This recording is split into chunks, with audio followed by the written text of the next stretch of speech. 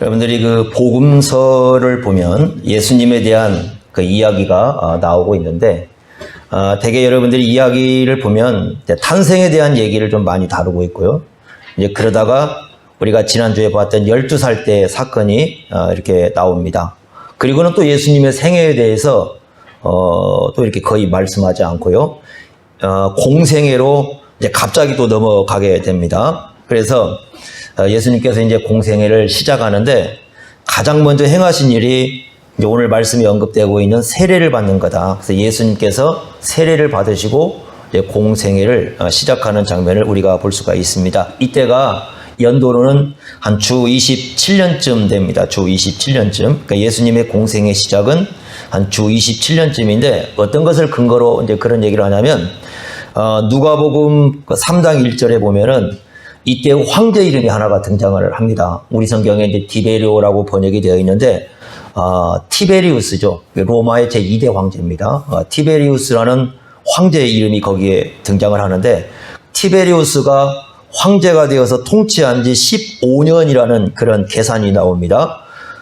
그 티베리우스가 보통 주후 한 12년, 또 어떤 분은 주 14년을 얘기도 합니다만은 주 12년쯤에 황제가 되었을 것으로 보여집니다. 그러면 12년에다가 이제 15년 되었으니까 15를 더하면 27년이죠. 그러니까 주후 27년쯤에 예수님이 공생애를 시작하셨다. 우리가 이렇게 좀 볼 수가 있어요. 이때 예수님의 나이가 누가복음 3장 23절에 나옵니다. 30세입니다. 30세에 예수님이 이 공생애를 시작하셨다. 이렇게 말씀을 합니다.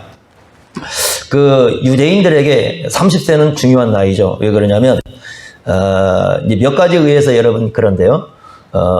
첫째는 그 유대인들이 그 존경하고 있는 그 요셉이라는 사람이 있는데 요셉이 그 애굽에서 총리가 된 나이가 30세입니다. 30세에 총리가 되고요. 두 번째는 그 레위인들인데요. 레위인들이 그 공식적으로 회막의 그 봉사를 시작할 때의 나이가 30세입니다. 그래서 30세부터 50세까지 20년 동안 그렇게 봉사를 하게 되어 있죠.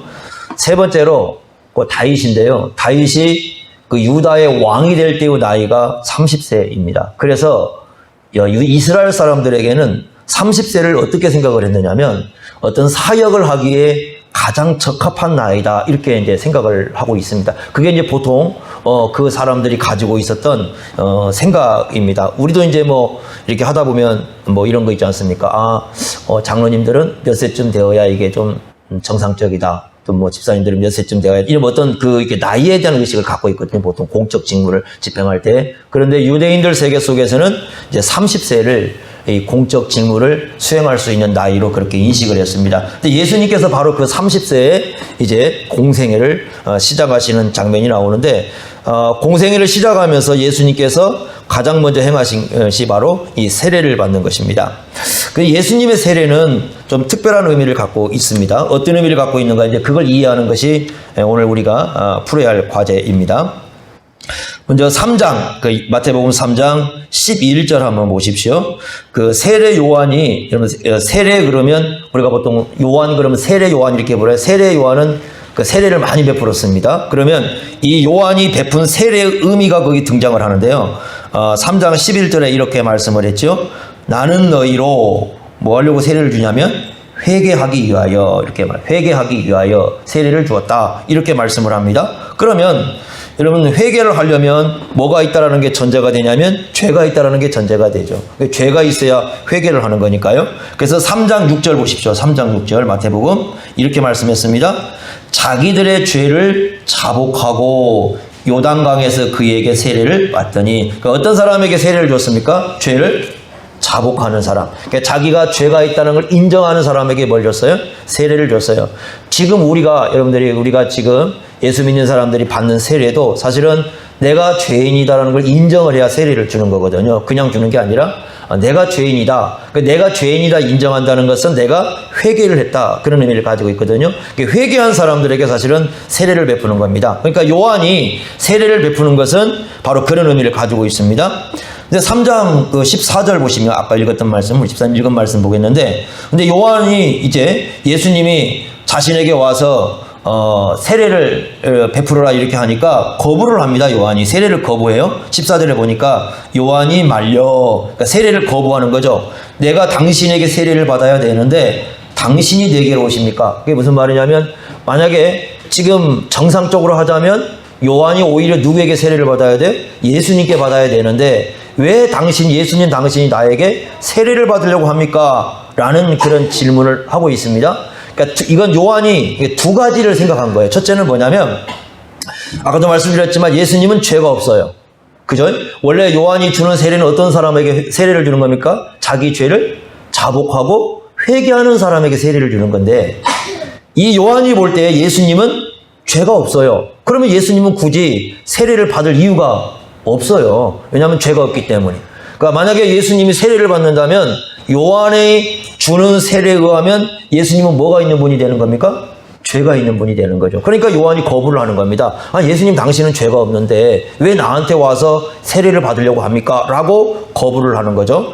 두 번째는 3장 11절이 굉장히 중요합니다. 3장 11절 말씀 보십시오. 이렇게 말씀을 합니다. 요한이 전했던 말씀인데요. 나는 너희로 회개하기 위하여 물로 세례를 베풀었거니와 내 뒤에 오시는 이는, 보세요. 세례 요한은 세례를 물로 줬다고 말씀합니다. 내 뒤에 오시는 나보다 능력이 많으시니 나는 그의 신을 들기도, 이 신을 든다는 것은 노예가 하는 일입니다. 그러니까 나는 노예가 하는 그 일조차도 내게는 감당하기 어려운 일이다. 얼마나 이제 요한이 겸손한지 모릅니다. 나는 예수님 앞에서 정말 신을 드는 것조차도 감당하기 어려운 존재다. 예? 여러분들이 혹시 이제 모르겠습니다. 이제 가끔가다 그런 거 있죠.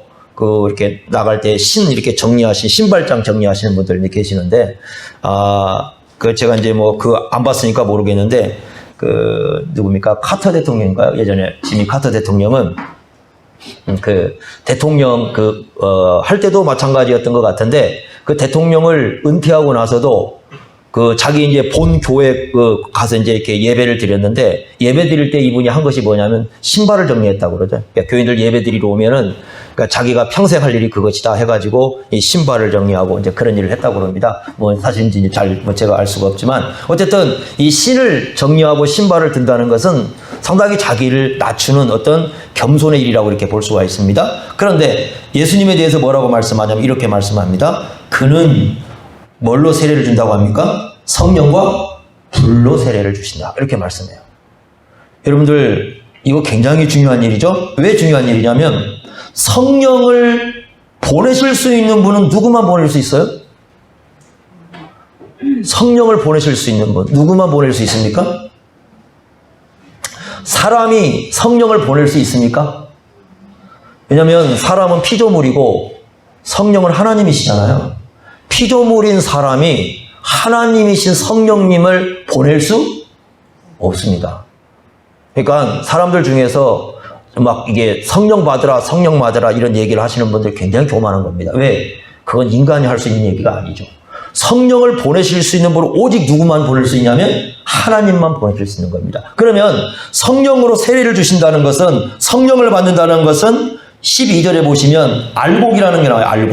알복을 모아 곡간에 들인 거니까 그 사람이 성령을 받는다는 것은 어디에 들어가는 겁니까? 구원에 들어가는 거죠. 구원에 들어가는데 그 성령을 보내실 수 있는 분은 누구밖에 없어요? 하나님밖에 없어요. 그러면 여기에서 예수님이 누구라는 뜻입니까? 하나님이시라는 그런 의미를 갖고 있습니다. 그 다음에 보십시오. 불이라는 걸 얘기하는데, 여러분 여기서 말하는 불은 뭐예요?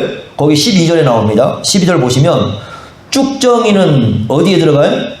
꺼지지 않는 불이죠. 이건 뭐예요? 꺼지지 않는 불은 마태복음에서 뒤에 가보시면 이거 뭐와 연관되어 있는 거죠? 지옥의 심판과 연관되어 있는 거죠. 그러니까 예수님은 결국 여기서 누구라는 걸 또 알려주는 겁니까? 심판주라는 걸 알려주죠. 그러니까 예수님은 어떤 분이냐? 성령을 보내실 수 있는 분이시고, 그 다음에 뭘 행하실 수 있는 분이다? 심판을 행하실 수 있는 분. 그럼 예수님이 누구십니까? 하나님이시죠. 자, 여러분, 하나님이신데 하나님이 요한에게 세례를 받을 의미가 있습니까? 없습니까? 없지요. 왜냐하면 하나님이신데 굳이 세례 요한에게 세례 받을 의미가 없죠. 그러니까 두 가지 면에서 요한이 생각할 때 예수님은 자기에게 세례를 받으면 안 되는 거죠. 첫째는 예수님은 뭐가 없습니까? 죄가 없어요. 두 번째는 예수님은 어떤 분이셔요? 성령과 불로 세례를 주실 하나님이시잖아요. 그런데 어떻게 나한테 와서 세례를 받습니까? 이렇게 얘기를 하는데 예수님의 답은 의외로 다릅니다. 세례를 주는 것이 합당하다, 허락하라고 얘기하죠. 15절에 보니까 이제 허락하라 이렇게 얘기를 합니다. 그러면 예수님께서 세례를 받는 것은 어떤 의미를 가지고 있을까? 우리가 이제 그걸 생각해야 되는데요. 두 가지 면에서 우리가 생각을 해야 됩니다. 첫째는 거기 예수님이 세례를 받으심으로 어떤 일이 발생했느냐? 16절에 보시면요. 자, 하나님의 성령이 비둘기같이 임하신 것을 보시죠. 그리고 17절에 하늘에서 하나님의 소리가 났습니다. 17절 말씀 함께 읽겠습니다. 시작. 하늘로부터 소리가 있어 말씀하시되 이는 내 사랑하는 아들이요 내 기뻐하는 자라. 자, 두 가지 말씀이 선포됩니다. 첫째는 예수님을 향해서 내 사랑하는 아들이요. 이거 어디서 갖고 왔냐면 시편 2편 7절이죠.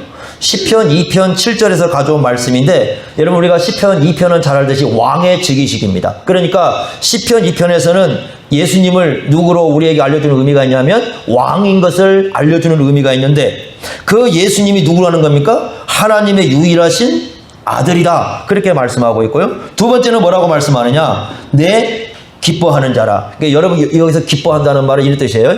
여러분 구약에서 자주 이제 그런 표현이 등장하는데 하나님이 기뻐한다는 말은 하나님의 뜻에 순종한다는 의미를 갖고 있어요. 그러니까 이 말씀은 어떤 의미를 갖고 있냐면 내 기뻐하는 자 그 말은 하나님의 뜻에 온전하게 순종하실 분이다 라는 의미를 갖고 있습니다. 자, 그러면 세례를 베푸심으로써 앞에서는 어떤 얘기를 했습니까? 지금 11절 12절에는 성령과 불로 세례를 베푸실 분. 그러니까 뭘 가르쳐 줍니까? 구원도 베풀어 주시고 심판도 행하실 분이죠. 구원과 심판이 누구에 의해서 결정이 돼요?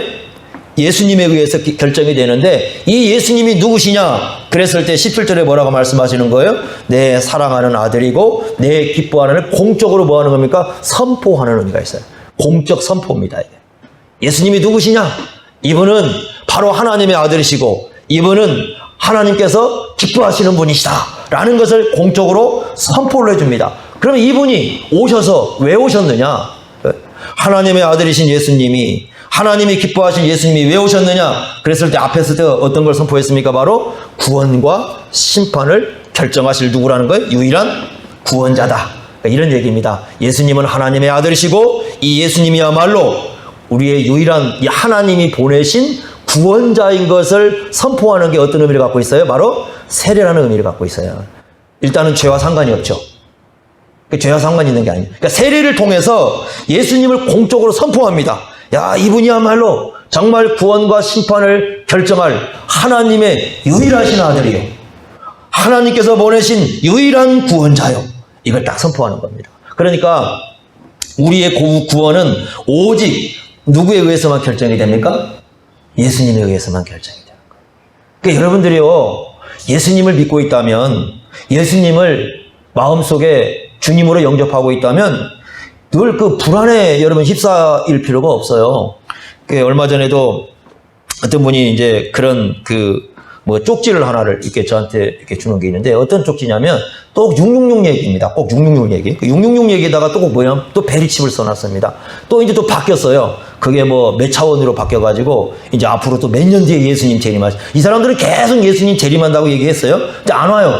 몇 년 전에도 만났을 때도 이제 저희가 한번 전주 시내 나갔다가 그 666 쪽지를 전하는 사람이 있어가지고 이제 목사님들 몇 분이 가가지고 만나가지고 얘기를 했습니다. 아니 도대체 그 예수님이 언제 재림한다는 거예요. 그러면 그 베리칩이라는 걸 언제 이게 완전하게 이 베리칩이 다 이렇게 전파가 돼가지고 예수님이 재림한다는 거예요. 그랬더니 그때 당시에 앞으로 1년이면 됩니다. 그렇게 얘기했거든요. 근데 그게 벌써 한 4, 5년 지났어요. 1년이면 됩니다. 이렇게 됐어요. 근데 1년 지났거든요. 안 왔어요, 예수님. 그리고 베리칩은 대한민국 땅에 하나도 존재하지 않았어요. 좀 있다가 이제 어떤 일이 발생했느냐. 코로나가 발생하니까 이제 코로나 여러분 그 백신 주사 맞잖아요. 이게 지금도 이제 코로나가 유행되고 이제 백신 주사를 맞으니까 그 백신에 뭐가 들어갔냐면 바로 이게 사람들이 그 주사에다가 베리칩 그걸 넣어가지고 이 주사로 주액을 해서 그걸 맞으면 큰일 난다. 그래서 구원이 없다. 이렇게 얘기하는 것이 이 사람들 속에 이렇게 유튜브에 퍼져가지고 쭉 퍼졌단 말이에요. 그리고 그냥 쪽지다 해가지고는 지금도 이제 아직 맞았어도 아무 이상이 없잖아요. 그죠?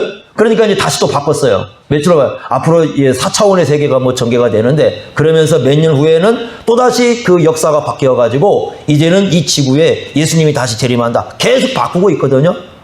사람들을 불안에 떨게 만드는 거죠. 불안을 조장하고 불안에 떨게 만드는데, 여러분 그런데요, 우리가 알아야 할 게 뭐냐면 베리치 때문에 구원 결정되지 않아요. 설사 그걸 우리가 맞는다고 해도, 만약에 그게 있다고 해서 주사에 들어갔다 해도 그게 우리 구원을 결정하는 게 아닙니다. 구원은 오직 누구에 의해서 결정을 합니까? 예수님에 의해서 결정을 하는 거예요. 자, 여러분들 요한계시록 해석할 때 요거 조심해야 됩니다. 14만 4천을 얘기할 때요, 이런 분들이 있어요. 14만 4천은 이단들이 주로 이제 자기들이 다 갖다 도용을 합니다. 그래서 자기들의 집단이 14만 4천이고 자기들 집단 안에 들어와야 구원이 있다라고 명백하게 저한테 쪽지를 보냈어요. 그걸 쪽지를 보내가지고 저한테 왔어요. 그래서 거기 보니까 그렇게 써놨습니다. 우리 집단에 들어와야 구원이 있고 우리 집단에 들어와야 14만 4천이라 이렇게 얘기를 합니다. 그런데 여러분 기억할 필요가 있어요. 어느 집단에 속했다는 게 구원을 결정하지 않습니다. 그게 구원을 결정하는 게 아니고 우리의 구원은 오직 누가 결정해요? 예수님이에요. 예수님 외에는 우리 구원이 결정되지 않아요. 그러니까 예수님만이 우리에게 구원을 주시고 예수님만이 우리에게 심판을 결정하는 거지, 다른 어느 것도 우리의 구원을 결정하지 않아요. 굉장히 중요한 부분이에요. 오늘날 왜 많은 사람들이 이 구원에 있어서 혼동을 하고 있느냐면, 예수님이야말로 하나님의 아들이요, 예수님이야말로 하나님이 보내신 진정한 구원자라는 그 믿음이 그 마음속에 존재하지 않으니까 이쪽에 와서 얘기하면 일이 이렇게 넘어가고 이쪽에서 와서 얘기하면 일이 넘어가고, 마치 뭐와 같아요? 옛날에 나오는 부채도사처럼 이리 갈지 혼자 그러고 있잖아요. 그러니까 이리 가면 이리 흔들리고 저리 가면 저리 흔들리고. 왜 이렇게 되느냐? 그 뿌리가 누구에게 내려지지 않, 예수님에게 굳건하게 내려지지 않기 때문에. 근데 예수님께서는 이 세례를 통해서 우리의 유일한 구원자, 즉 하나님께서 보내신 유일한 구원자, 유일한 하나님의 아들은 누구밖에 없다는 걸 얘기해 줍니까? 예수님밖에 없다. 이 믿음이 우리에게 굉장히 중요합니다. 자, 두 번째는 자, 3장 15절 말씀 보십시오. 이 말씀이 더 중요합니다. 예수께서 뭐라고 말씀하시냐면요, 대답하여 이르시되 이제 허락하라 그러면서 우리가 이와 같이 하여, 그 다음에 뭐라고 말씀하니까 모든 의를 이루는 것이 합당하다 이렇게 말씀해요. 여러분 이게 무슨 말씀일까? 모든 의를 이루는 게 합당하다 이렇게 말씀했는데, 이 의라는 말이 마태복음에서 7번 나와요.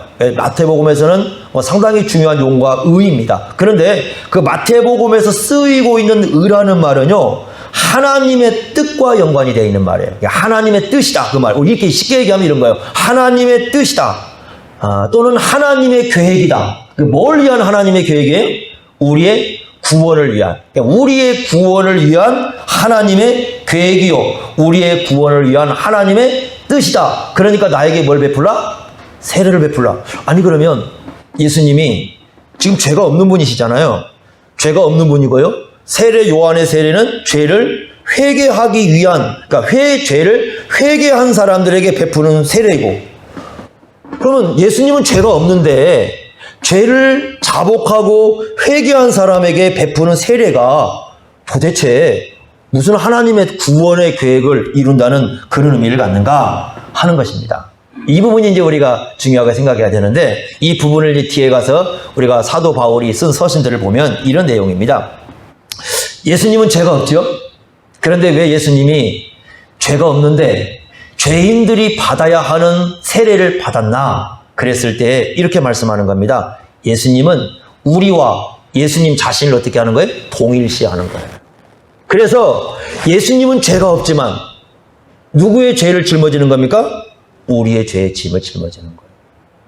우리의 죄의 짐을 예수님께서 대신 가져가는 거예요. 그러니까 우리가 이 마땅히 감당해야 할 이 죄의 책임이 있는데, 우리가 이 짊어져야 할 죄를 예수님이 우리를 대신해서 가져가시는 거예요.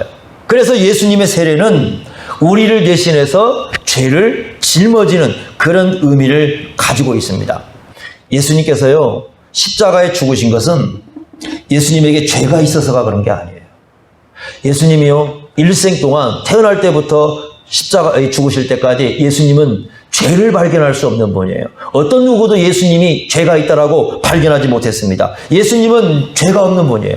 그 죄가 없는 예수님께서 왜 십자가에 죽으셨는가라는 것은 예수님이 만약에 죄가 있어서 십자가에 짊어진다면 예수님 죽어 마땅하다 이렇게 될 거예요. 그러니까 사람들은 그렇게 생각했어요. 저 하나님의 뭔가 알지 못하는 죄를 지고 있어서 하나님의 그 저주의 심판을 받는 게 아닌가 이렇게 생각을 했습니다. 그러나 예수님에게는 어떤 죄도 없었습니다. 그런데 왜 예수님은 십자가에 죽으셔야 되는가? 바로 우리의 모든 죄를 어떻게 했기 때문에? 짊어지셨기 때문이에요. 그러니까 우리 대신 죄값을 완전히 치르시는 겁니다. 그걸 우리가 뭐라고 불러요? 대속이라고 불러요. 대속. 대신 우리의 죄를 짊어지고 하나님의 형벌을 다 받으시는 건데, 여러분 하나님의 형벌은 뭡니까? 최종적으로 영원히 받아야 할 건 지옥의 형벌이죠. 지옥의 형벌이에요. 그래서요, 우리 여러분 사도신경을 보시면 지금 우리 사도신경에는 빠져 있어요. 여기에는 빠져 있는데 외국에 가면 여기에 하나가 더 들어가 있어요. 이 내용 속에 어떤 내용이 들어가 있냐면 예수님이 지옥에 내려가시고라는 그 표현이 하나 들어가 있습니다. 신앙 고백 속에. 그러니까 우리나라도요, 처음에 이 선교사님들이 들어와가지고 복음을 전할 때는 이 사도신경에다가 지옥에 내려가시고가 있어요. 그런데 이걸 이제 감리교 쪽에서, 저쪽 미국 감리교에서 지옥에 내리고 가시면 이게 로마 카톨릭하고 좀 비슷한 거 아닌가, 그래서 빼자 이렇게 하던 바람에 이제 우리 이 신앙 고백에서 또 빼버렸거든요. 근데 그 의도는 뭐냐면 지옥에 내려갔다는 게 예수님이 지옥에 들어가셨다는 개념이 아니라 지옥의 형벌을 다 어떻게 했다, 예수님 대신해서 우리를 해서 받으셨다라는 뜻이에요. 좋은 사실은 신앙 고백이에요. 예수님은 우리가 받아야 할 지옥의 형벌을 다 받으셨어요. 너무나 중요한 거죠, 그것이. 그 예수님, 그러니까 이런 것이죠. 그 예수님이 우리의 지옥의 형벌을 다 받으셨는데 그 예수님과 우리를 연결하는 끈이 있습니다. 그 예수님이 받으셨으면 분명히 우리와 뭔가 연관이 되어 있어야죠. 그렇지 않습니까? 그 예수님과 우리를 연결하는 끈을 우리가 뭐라고 불러요? 그걸 성경에서 믿음이라고 불러요. 믿음. 믿음이라는 건 뭐냐? 예수님과 우리의 지옥 형벌을 감당하신 예수님과 우리를 연결하는 끈이 바로 믿음이에요. 그래서 여러분들 에베소서 2장 8절에 보시면 그 믿음이라는 건 하나님이 뭐라고 되어 있습니까? 선물, 이렇게 돼요. 하나님의 선물이라 해요. 여러분, 예수님 믿는 게 아무나 되는 것이 아니에요. 바울은 이렇게 얘기합니다. 뭐라고 얘기하냐면, 하나님께서 세상을 창조한 것이 참 신기하죠. 여러분들이 이제 아마 이렇게 이런 식물들을 보시고 또 동물들을 보시고 우리 사람들을 보고요, 이 모든 걸 보면 어떻게 하나님께서 이렇게 창조했을까? 어떻게 이렇게 아름답게 만들어 놓으셨을까? 아마 이 자연물을 보면은 정말 하나님의 그 섭리는 너무나 놀랍다, 아마 그런 생각을 할 것입니다. 그런데 바울은 이렇게 얘기합니다. 하나님이 말씀으로 세상에 이렇게 이 세상을 창조하는 것보다 더 위대한 창조가 뭐냐? 그랬을 때 우리 마음속에 뭘 주시는 거예요? 믿음이라는 걸 주시는 거예요. 우리 마음 자체로는요, 누구도 믿음을 만들어낼 수가 없어요. 여러분들이 복음을 전할 때 가서 예수 믿으시오 해봐야 마음속에 인간 스스로 그래, 내가 믿어봐야겠다, 내 마음속에 믿음을 만들어서 내가 믿어봐야겠다, 예수님 믿어봐야겠다, 그렇게 해서 예수를 믿는 사람은 없어요. 안 됩니다. 그게 왜 안 되냐? 인간 마음 자체는 그럴 창조의 능력 자체가 존재하지 않습니다. 그러니까 믿음은요, 있는 것에서, 다시 말하면 있는 것에서 만들어지는 게 아니에요. 여기 요만큼 뭐가 있는데, 우리는 그러잖아요. 만약에 우리가 집을 만들 때 이미 있는 재료로 만들어야죠. 만약에 목재로 집을 만들면 나무를 베어다가 만들어야 되잖아요. 아무것도 없는 데서 내가 마음속에 머리로 생각하고 있다가 집이여 있으라 그러면 생기는 거 아니잖아요. 있는 걸 가지고 우리는 집을 만들어야 돼. 그러죠? 하나님이 세상을 만드실 때는 어떻게 했어요? 여러분, 처음부터 호랑이가 있었습니까? 없었습니까? 없었죠? 독수리가 있었나요? 없었죠? 그러면 사과는 있었나요? 없었죠? 본래부터 세상에 아무것도 존재하지 않았어요. 그런데 하나님께서 말씀하시면서 사과야 있으라 있게 되고, 호랑이 있으라 있게 되고, 이게 다 해서 이렇게 하나님이 창조된 것이거든요. 믿음이라는 것도요, 원래 우리 안에 존재하지가 않는 겁니다. 본래부터 없어요, 인간 마음속에. 그러니까 본래 인간의 마음속에는 믿음을 가질 수 있는 능력 자체가 제로예요. 아예 존재하지 않아요. 그래서 뭐라고 말씀하시냐면 마치 하나님께서 무에서 세상을 만들듯이, 그러니까 빛이 있으라 그러니까 빛이 있었잖아요. 무에서 이 유를 만들듯이 믿음이라는 것도 아무것도 없는 무에서 새롭게 창조해서 존재하는 게 무엇이다? 믿음이다. 이렇게 말씀을 해요. 그래서 믿음은 하나님의 선물입니다. 그런데 진짜 믿음이 있다면 그 사람이 누굴 믿는다고 고백하는 겁니까? 예수를 믿는다고 고백하는 거죠. 그러니까 믿음이라는 것은 예수를 믿는다는 신앙 고백이 있어야 믿음이 있다고 얘기하는 겁니다.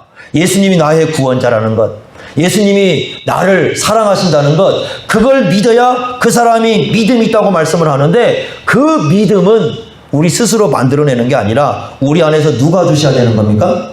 성령께서 창조하셔야 돼요. 예전에 저희 시골에서 이제 이 여름 되지 않습니까? 여름 되면은 담배를 엮어요. 어릴 때부터 이제 저희 그 동네는 담배를 엮으니까 이 담배를 이렇게 엮고 있으면 꼭 이 시기에 찾아오는 사람들이 있습니다. 대학생들입니다.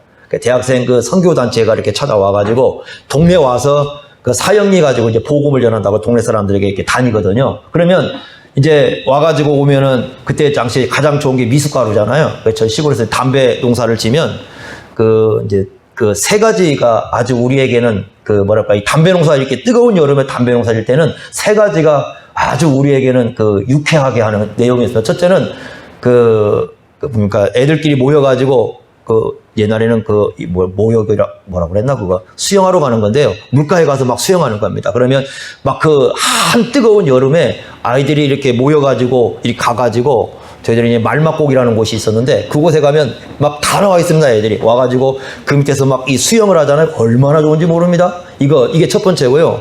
두 번째는 등에다 이렇게 물 뿌려가지고 막 이렇게 시원한 물 이렇게 밀어주는 거 있잖아요. 옷 다 벗겨놓고 이렇게 엎드려가지고 막 찬물 이렇게 부어가지고 하면 그거 얼마나 시원한지 모릅니다. 세 번째는 미숫가루예요. 그 미숫가루에다 얼음 타가지고요. 딱 타가지고 와서 가져오면 그게 얼마나 맛있는지 모릅니다. 그러면 그 CCC 애들이 이렇게 이제 오고 그러면은 걔들에게 막 미숫가루도 타주고 막 줄 게 그것밖에 없어요, 동네에서. 그러니까 막 타주고 그러면 얘들 먹고, 그 다음에 동네에서 이제 그 회관 하나를 잡아가지고 거기서 2, 3일 머물면서 동네 사람들 다 전도한다고 다닙니다. 그러면 이제 나중에 가져왔어요. 가져왔는데 결과는 뭐냐면 이런 거예요. 동네 사람들 거의 내용을 보면 3분의 2가 다 다음 주에 교회 나오게 생겼어요. 왜? 그 사람들이 가서 다 얘기했더니 전부 내가 예수 믿고 교회 나온다고 얘기를 했다. 그래서 영접 기도 다 했답니다. 영접 기도도 하고 막 기도했고, 그리고 나서 다음 주가 되면 교회 3분의 동에서 2가 다 나온대요. 교회 갔더니 몇 명 나왔어요? 한 사람도 안 나왔어요. 해마다 와요. 해마다. 해마다 오는데 해마다 한 사람도 안 나와요, 교회. 뭘까? 여러분들, 이게요, 예수를 정말 이 사람들은 이렇게 얘기하는 거죠. 마음속에 믿는다고 얘기해 주세요. 그리고 만약에 내가 영접 기도하면 당신 정말 예수 믿는 사람입니다. 이렇게 얘기해요. 그러면 그분들이 그래, 믿을게. 왜 그렇게 얘기하냐면 담배를 엮고 있는데 젊은 애들 오니까 귀찮아요. 얘들이 와서 예수 믿는다고 하세요. 그러면 물어보면 그래요. 왜 그렇게? 그러면 교회도 안 나오실 분이 왜 예수 믿는다고 그래서 지금 내가 담배 엮고 지금 여름 땀 뻘뻘 흘리고 담배 엮고 있는데 얼마나 이게 귀찮게 하는지 몰라. 그래서 그냥 믿는다고 한 거지. 그거예요. 그리고는 영접기도 했습니다. 근데 교회는 안 온 거예요. 여러분들이요, 이 진짜 예수를 믿는다는 것. 그러니까 예수를 나의 구원자로 정말 믿고 내 마음속에 예수님 아니면 나의 구원자 없고 이 예수님만을 내가 유일하게 모시고 살아갈 그런 나의 주님이시다. 이런 신앙 고백을 하는 것은요, 하나님의 창조의 역사가 아니면 불가능해요. 그래서 고린도전서 12장 3절에 이런 말씀을 했죠. 성령으로 아니하고는 누구든지 예수를 누구라고 고백할 수 없어요? 주라고 고백할 수 없어요. 성령의 역사가 있을 때만이 예수님을 주님이라고 고백을 합니다. 그러면 만약에 예수님을 믿지 않으면 어떻게 될까요? 여러분, 예수님을 믿는다는 것은 우리의 죄짐을 예수님께 다 맡기는 거예요. 그죠? 예수님께 다 맡기니까 예수님께서 그 죄짐을 짊어지고 십자가에서 우리 모든 죄값을 치렀습니다. 예수님 믿지 않으면 어떻게 되느냐? 여러분 이런 겁니다. 스스로 죄의 짐을 짊어지고 가서 누굴 만나야 돼요? 하나님을 만나야 됩니다. 저와 여러분들은요, 물론 세상 살면서 우리가 잘못도 할 수 있고 또 실수도 할 수 있고 그렇지만 우리의 모든 죄짐을 누가 짊어지시고 죽으셨어요? 예수님이시잖아요. 그러니까 저와 여러분들이요, 죽을 때 여러분들 죽을 때 다 놓고 가죠. 성경에 보면 그런 말씀했습니다. 아무것도 가지고 온 것이 없음에 아무것도 가지고 갈 것이 없다라고 말씀을 했습니다. 여러분 물질로도 그래요. 그런데 또 한 가지 귀한 건 뭐냐면, 예수를 정말 믿는 사람이라면 예수님이 죽을 때, 우리가 죽을 때 뭣도 우리는 가져가지 않아요? 죄도 안 가져가요. 죄짐을 누가 다 짊어졌기 때문에? 예수님이 짊어졌기 때문에. 그런데 예수님 믿지 않는 사람들은요, 이런 거예요. 아무것도 가지고 안 가요. 그들도 가지고 못 갑니다. 여러분 그 상여나 갈 때 이 사람 저승길 가라고 뭐 동전도 놓고 뭣도 놓고 하지만 아무도 못 가져갑니다. 그거 그대로 다 썩습니다. 그 안에서. 그러죠? 그런데 이 사람이 유일하게 가져가는 거 한 가지가 있습니다. 뭘 가져가요? 죄를 가져가요. 믿지 않는 사람과 믿는 사람의 차이가 뭐냐면요, 죽을 때 차이가 있어요. 죽을 때 예수 믿는 사람들은 뭘 가져가지 않아요? 죄를 가져가지 않아요. 근데 믿지 않는 사람은 모두가 뭘 가져가요? 죄를 가져가요. 그리고 어떻게 됩니까? 그 죄에 대한 하나님의 심판을 받아야 돼요. 그러니까 죄에 대한 심판은 무섭습니다. 지옥의 영원한 형벌이기 때문에. 믿지 않는 사람들은요, 그래서 예수님 믿지 않으면 이 죄악에 인해서 영원한 지옥의 형벌을 스스로 다 감당해야 되는 거예요. 그런데 우리는 감사하게도 누가 우리의 그 영원한 지옥의 형벌을 다 감당했습니까? 예수님이 감당하셨어요. 그러죠? 그래서 여러분들이 이런 거 아셔야 됩니다. 세례라는 것은, 여기 예수님이 받으신 세례는 예수님 자신을 위한 세례가 아니에요. 누구를 위한 세례입니까? 우리를 위한 세례. 우리의 모든 죄를 예수님이 대신 짊어져가는, 예수님이 대신 다 가져가는 그러한 의미를 가진 세례지, 예수님 자신을 위한 세례가 아니에요. 예수님 자신을 위해서는 세례를 받을 필요가 없습니다. 우리를 위해서 예수님이 모든 죄짐을 가져가는 세례를 받으셨기 때문에 우리는 더 이상 예수님 안에 있다면 지옥의 형벌을 받지 않습니다. 그것이 하나님께서 우리에게 주시는 너무 놀라운 은혜예요. 그래서 여러분 보십시오. 로마서 8장을 한번 가보겠습니다. 로마서 8장을 한번 보겠는데 이렇게 말씀을 합니다. 로마서 8장 한번 31절 한번 보겠습니다. 이게요, 예수 믿는 사람들이 세상 살면서 가질 수 있는 확신입니다. 이것이 확신이고 이것이 우리에게 하나님께 주신 너무나 크신 은혜라고 말씀을 하는데요. 자, 로마서 8장 31절 보겠습니다. 이렇게 말씀을 합니다. 그런즉 이 일에 대하여 우리가 무슨 말을 하리요? 만일 하나님이 우리를 위하시면 누가 우리를 대적하겠는가 하는데, 하나님이 우리를 위하신 게 뭐냐면 32절에 나오죠. 32절 한번 같이 읽겠습니다. 시작. 자기 아들을 아끼지 아니하시고 우리 모든 사람을 위하여 내주신 이가 어찌 그 아들과 함께 모든 것을 우리에게 주시지 아니하겠느냐. 자, 하나님이 우리를 위하신 것은 누굴 우리에게 주신 거예요? 아들. 아까 그 예수님이 선포하시죠? 그 하늘로부터 소리가 났습니다. 이는 내 사랑하는 아들이다. 그 아들을 우리에게 어떻게 주셨어요? 아끼지 않고 주셨어요. 그러죠? 그 예수님으로 말미암아 어떤 결과가 왔는가? 33절입니다. 누가 능히 하나님께서 택하신 자를 고발하리요. 다 읽어보십시오. 하나님께서 택하신 사람은 누굴 믿는다는 거예요? 그러니까 예수님 믿는다는 거죠. 그럼 예수님 믿는 사람들은 어떤 사람들이냐? 의롭다 하신 이는 누구다? 하나님이시다. 그러니까 우리가 예수님을 믿는다면 우리는 전부 다 뭘 받는 사람들이? 의롭다 하심을 받은 사람들이죠. 그러니까 34절에 보시면 누가 정죄할 수 있겠는가? 누가 정죄한다는 말은, 이 정죄라는 말은요, 이 사람 지옥의 형벌을 받아야 된다고 심판을 내리는 거예요. 누가 예수 믿는 사람을 지옥의 형벌을 받아야 된다고 심판할 수 있는가? 없다. 왜 없느냐? 죽으실 뿐 아니라 다시 살아나신 이는 예수 그리스도시니 그는 하나님 우편에 계신 자요, 우리를 위하여 뭐하고 계신 분이다? 간구하시는 자다. 그래서 어떤 확신을 갖습니까? 35절에 보니까 누가 우리를 그리스도의 사랑에서 끊을 수 있겠는가? 환난이 끊을 수 있나? 없다. 곤고, 여러분 이 가난함 또 고단한 삶이 끊을 수 있는가? 없다. 박해가 끊을 수 있는가? 없다. 기근, 적신, 이 적신이라는 건 이 옷을 못 입는 상태죠. 그러니까 옷을 못 입는 상태는 굉장히 어려운 상태인데 그런 상태에 있다고 하나님의 사랑이 예수님의 사랑에서 끊을 수 있는가? 없다. 위험이나 끊을 수 있는가? 칼은 죽음이에요. 죽음이 우리를 하나님의 사랑에서 끊을 수 있는가? 없다. 이렇게 말씀을 합니다. 그래서 어떤 확신을 드러내냐면 38절 39절입니다.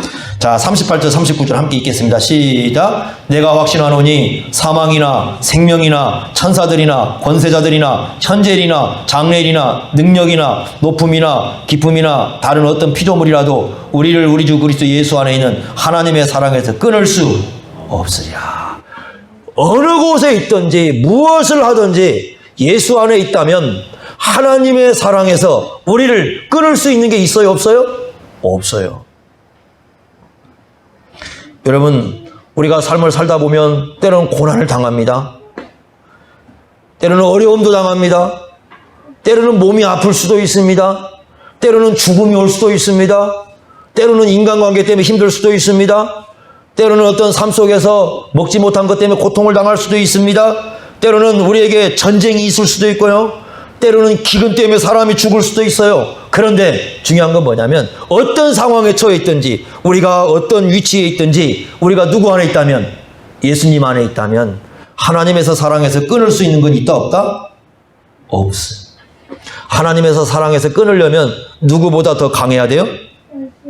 여러분, 하나님보다 더 강해야 되고 예수님보다 더 강해야 됩니다. 그런데 예수님 사랑보다 강한 건 없어요. 예수님의 사랑에 대해서요 이렇게 말씀하죠. 요한복음 13장 1절에 보시면 자기 제자들을 사랑하시되 언제까지 사랑한다고 하냐면 끝까지 사랑하시죠. 끝까지는 어떤 의미를 가지고 있어요? 끝이 없는 게 끝까지예요. 끝이 없는 게 끝까지예요. 끝까지라는 건 끝이 없어요. 그러니까 얼마나 예수님의 사랑이 끈질기고 얼마나 예수님의 사랑이 강력한지. 그래서 예전에 어떤 분이 책을 쓸 때 그런 책을 썼습니다. 예수님은 추적자예요. 추적자. 그러니까 나는 도망가는데 예수님은 사랑을 가지고 계속해서 나를 잡으러 오는 거예요. 그 사랑으로 나는 도망가는데 끝까지 내가 어디로 숨든지 이리로 도망가도 저리로 도망가도 여기로 빠져도 끝까지 예수님이 추적해가지고 기어코 우리로 하여금 누굴 믿게 만들어요? 예수 믿게 만들어가지고. 그 하나님의 사랑 속에 만드는 그 추적자가 예수님의 사랑이다. 그래서 예수님의 사랑은 너무 끈질겨서 어느 누구도 이 예수님의 사랑에서 떠나갈 수가 없어요. 얼마나 예수님의 사랑이 영원한지, 얼마나 예수님의 사랑이 높은지, 얼마나 예수님의 사랑이 깊은지. 그런데 그 사랑 위에 누가 또 우리를 사랑하신다고요? 하나님께서 우리를 사랑하신다. 누가 끊을 수 있겠습니까? 이 예수님 안에 있는 사랑에서 도대체 어느 누가 이 끈질긴 하나님의 사랑을, 이 끈질긴 예수님의 사랑을 누가 끊어낼 수 있겠는가? 아무도 없어요. 그것이 여러분 우리의 확신입니다. 비록 우리가 세상을 살면서요 때로는 넘어질 수도 있어요. 여러분, 예수 믿다가 넘어지기도 합니다. 예수 믿다가 때로는 시험에 들기도 합니다. 예수 믿다가 때로는 우리가 죄에 빠지기도 합니다. 때로는 예수 믿다가 우리가 실수도 합니다. 예수 믿다가 때로는 우리가 좌절도 합니다. 때로는 예수 믿다가 절망 속에 빠지기도 합니다. 그런데 언제든지 우리가 기억할 건 뭐냐면 어떤 상황에 빠져 있든지 우리는 예수님 안에서 떠날 수 없고, 예수님 안에서 떠날 수 없다면 하나님의 사랑에서 끊을 수 있는 것은 있다 없다? 없다. 그것이요 우리의 노래고 그것이 우리의 찬송인 거예요. 하나님의 사랑에서 끊을 수 있는 건 세상에 없습니다. 예수님의 사랑에서 끊을 수 있는 건 없습니다. 왜냐? 예수님이 우리를 위해서 뭘 받으셨어요? 세례를 받으셨어요. 죄가 없는 예수님이 우리를 대신해서 세례를 받으셨어요. 그리고요 뒤에 가보면 또 뭐라고 말씀하시냐면 그 세례를 잔과 연관을 시켜요. 그 잔과 연관을 시키는 건 십자가의 죽음이에요. 그러니까 예수님은요 자신이 세례를 받으심으로 또 하나의 세례를 받으신다고 말씀하는데 그 또 하나의 세례가 바로 뭐였어요? 십자가를 지시는 거였어요. 마가복음에 보면 그렇게 말씀하세요. 그러니까 예수님은 세례를 받으심으로써 예수님의 십자가라는 그 세례를 다 우리를 위해서 받으신 거죠. 그러니 예수님이 우리를 위해서 이 세례를 받으셨으니 어느 누구도 이 예수님의 사랑에서 우리를 끊을 수 있는 존재가 없습니다. 그게 우리 확신이고 그게 우리 믿음의 뿌리예요. 그러니 여러분들, 비록 세상이 참 별일들이 많이 나죠. 지금 뭐 그냥 어떻게 보면은 그냥 뉴스를 보면은 이게 진짜 사람들이 세상에 사는 게 맞는가 할 정도까지 참 너무나 이상한 일들이 많이 벌어지고 있습니다. 그래도 여러분 우리가 확신하고 살 게 뭐냐? 그럼에도 불구하고 하나님은 우리를 뭐 하신다? 사랑하신다. 왜? 우리가 누구 안에 있어요?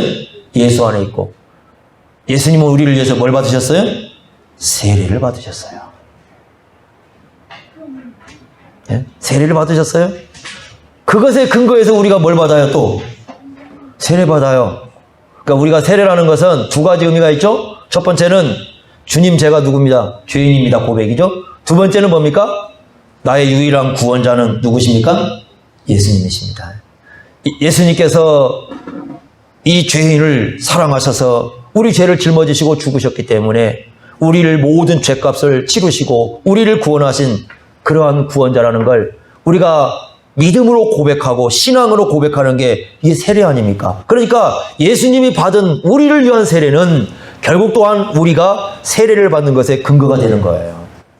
참 의미가 있죠. 그래서 예수님의 세례는 그렇습니다.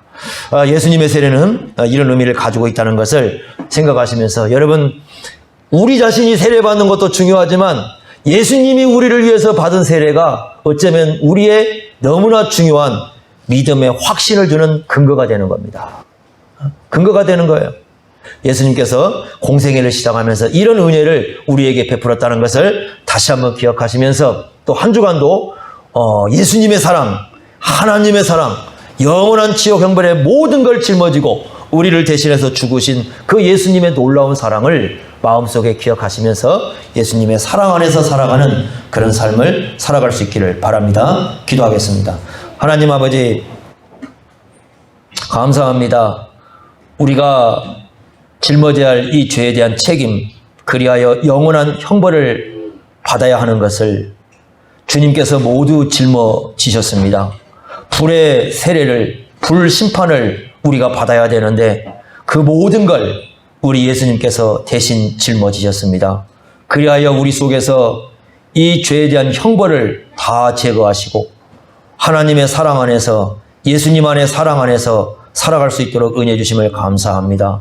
세상은 험악하고 우리가 살아가는 세상이 요동치고 있지만 우리가 예수님 안에 있는 이 사실로, 또 하나님의 사랑 안에 있는 이 사실로 말미암아 흔들림 없이 우리 주 예수 그리스도 안에서 살아가는 저희들의 믿음이 될 수 있도록 함께하여 주옵소서.